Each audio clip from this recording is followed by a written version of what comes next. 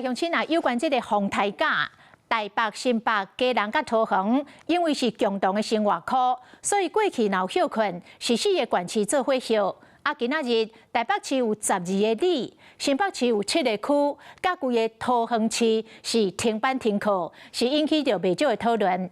早起一透早，桃园有部分的民众出门到台北市、新北市上班上课，大家拢讲真无方便，讲上好是要休就做伙休，无就拢莫休。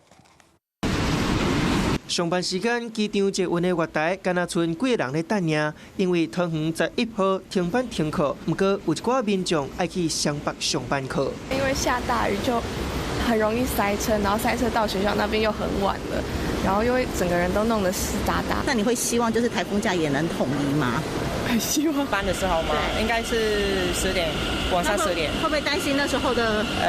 会有点担心，但是工作就是这样子。双北、基隆、桃园平常时丰台甲拢有一定的共识。这回放假，台北以里做单位，拢总12个里放假；新北7个行政区放假，基隆市正常上班上课，独敢若桃园停班停课。新北或是台北是部分放假的时候，表示说每一个县市的状况彼此都不一样，这个时候就没有必要说大家还绑在一起。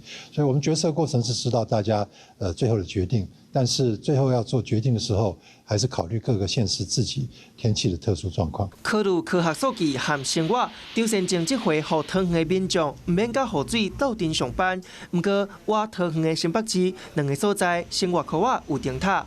我们这边都做好了应变的一个准备，尤其在学校的教书，不要因为有的老师是在台湾没有办法来上班，受到影响。所以昨天我们已经做好紧急的应变。新北市府考虑一寡老师、学生要去别业通勤，学校会当家己自由处理，只要莫影响到出席时间为主。老师若是受到影响，无法度去学校，会当以停班登记调整上课方式，并办团体活动、锁定教学等等。只是，就算我近的县市有应变，这回双北、基隆、桃园自由选择，民众心情嘛无相像。